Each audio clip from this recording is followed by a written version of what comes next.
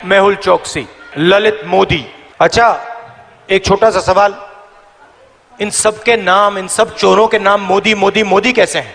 नीरव मोदी, ललित मोदी, नरेंद्र मोदी, और अभी थोड़ा ढूंढेंगे तो और बहुत सारे मोदी निकलेंगे। अभी आपने जो वीडियो देखा ये वो वीडियो था जिसको लेके राहुल गांधी बहुत बुरी तरीके से फंस चुके हैं। जिसमें हमने देखा कि अभी जो अगर मैं बोलूँ तो गुजरात जो हाई कोर्ट है उन्होंने इसके लिए डिसीजन दिया था कि जो ये एक मानहानि का पहली बात तो केस दर्ज हुआ है राहुल गांधी के ऊपर। उसके बाद हमने ये देखा है कि जो मेंबर ऑफ पार्लियामेंट रहे हैं 23 मई 2019 से लेके 23 मार्च 2023 तक, उनको 23 मार्च 2023 को उनको डिसक्वालीफाई कर दिया है मेंबर ऑफ पार्लियामेंट से। एमपी की सीट उनकी चली गई है। इसके बाद हमने ये देखा कि जो उनका ट्विटर हैंडल है उससे भी इनको डिसक्वालीफाइड इन्होंने अपने ट्विटर हैंडल में भी मेंशन कर दिया है।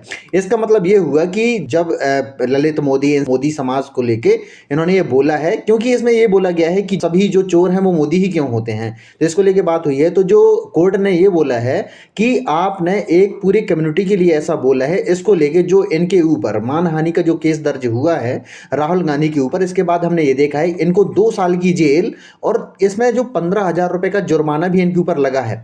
इसके बाद हमने ये देखा है कि जो यूएस के लॉ मेकर हैं उन्होंने भी राहुल गांधी के ऊपर ट्वीट करना शुरू कर दिया है कि इंडिया में जो हो रहा है वो उनको एक्सेप्ट ही नहीं है। इस तरीके से बात हो रही है।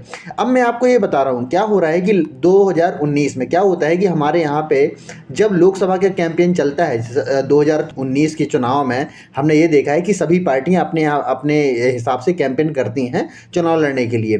तो सभी क्या होता है कि नेता एक दूसरे के ऊपर बोलते भी हैं। तो इसमें राहुल गांधी जी ने भी बोला। तो वो क्या हुआ कि इस समय वो कर्नाटका में कोलार में थे, उन्होंने जो मोदी के लेके भाषण दिया। तो अभी आपने जो भाषण उसमें देखा था, उन्होंने ये बोला कि जो मोदी सभी मोदी चोरी क्यों होते हैं, इसको लेकर उन्होंने बोला था। एमपी थे गुजरात के, तो उन्होंने इसकी याचिका जो दायर की थी वो गुजरात हाई कोर्ट में दायर की थी। उसके बाद हमने ये देखा कि वहां पे लगातार ट्रायल चला था 2019 से लेके 2023 तक, मतलब 4 साल इसका ट्रायल चला। उसके बाद हमने ये देखा कि लगातार इनकी तरफ से भी जो वकील थे उन्होंने भी अपना पक्ष रखा था।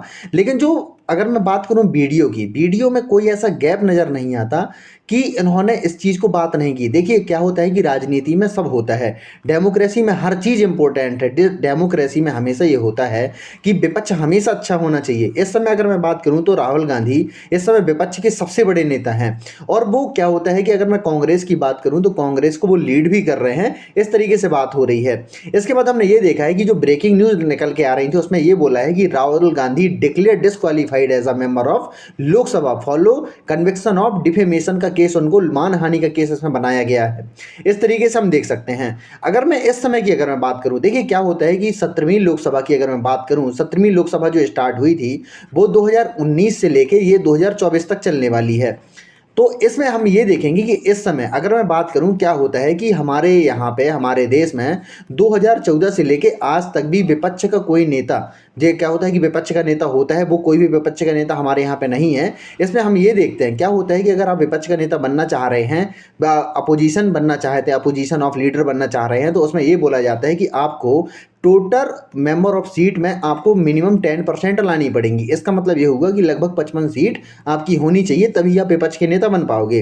लेकिन अगर मैं बात करूं कि इंडियन नेशनल कांग्रेस की बात करूं तो उनके पास केवल 53 मेंबर ऑफ पार्लियामेंट हैं। तो हम ये देखते हैं कि भारत में 2014 से लेकर 2023 होने वाली है, विपक्ष का नेता नहीं है। इससे क्या होता है कि हमारे यहाँ पे जो मेजोरिटी है, अगर मैं बीजेपी की बात करूं तो वो सत्ता पक्ष में है। तो इससे क्या होता है कि हमारे यहाँ पे क्या होता है कि गवर्नमेंट में, डेमोक्रेसी में हमेशा ये होता है कि क्या होता है कि सत्ता से हमेशा क्वेश्चन पूछना होगा। अगर वहाँ पे क्वेश्चन नहीं हो रहा है, क्योंकि मैं हमेशा अगर मैं बात करूँ तो अटल बिहारी वाजपेयी साहब का एक कोड है जिसमें उन्होंने ये बोला है कि जहाँ विरोध और विरोधियों को गद्दार मानने का भाव है वहाँ लोकतंत्र समाप्त होता है और तानाशाही के उदय होता है। कई बार हम ये देखते हैं कि क्या होता है कि अगर आप जैसे सत्ता पक्ष में बीजेपी है, अगर उनसे कोई सवाल पूछती है तो उसको क्या होता है कि गद्दार करार कोई बोलता है, लेकिन ऐसा नहीं होता। डेमोक्रेसी में हमेशा क्या होता है कि सवाल हमेशा सत्ता से ही पूछा जाता है, उसको आप इस तरीके से नहीं कह सकते हो। तो हमेशा डेमोक्रेसी में देखिए हमेशा डेमोक्रेसी में विपक्ष का होना बहुत ही महत्वपूर्ण है, तभी वो चलता है। अगर मैं बहुत बात करूं तो जो राहुल गांधी थे वो वायनाड से वो कांग्रेस के जो सांसद थे। उसके बाद हमने ये देखा कि कर्नाटक के कोलार में एक जनसभा को संबोधित कर रहे थे, जिसके बाद उन्होंने बोला कि प्रधानमंत्री मोदी पर जमकर निशाना उन्होंने बोला था, उन्होंने ये भी कहा क्यों सभी चोरों का जो समान उपमान मोदी ही होता है। उसके बाद हमने ये देखा कि पूर्णेश मोदी, जो अगर मैं बोलूँ तो गुजरात के एमपी रहे हैं। इसके बाद हमने ये बोला कि उन्होंने आपराधिक मानहानि का केस इनमें दर्ज करवाया था। अगर मैं पहले की बात करूं तो पूर्णेश गांधी गुजरात में भूपेंद्र पटेल की जो सरकार थी, उसमें क्या होता है कि अगर मैं बात करूं तो ये जो सूरत पश्चिम विधानसभा है उसमें ये जीत के भी आए थे। इसके बाद हमने ये बोला है कि जो तो अदालत में शिकायतकर्ता के वकील ने तर्क दिया है कि राहुल गांधी के भाषण की सीडी और पेन ड्राइव साबित करते हैं कि उन्होंने वास्तव में रैली में टिप्पणी की थी। उनके शब्दों ने मोदी समुदाय को बदनाम किया है। देखिए, मैं आपको इसमें ये एक और मैं केस के बारे में बात करूंगा, जो लिली थॉमस बनाम भारत सरकार का ये केस था, उसमें क्या इसमें वर्डिक्ट आया था उसमें मैं आपको बताऊंगा।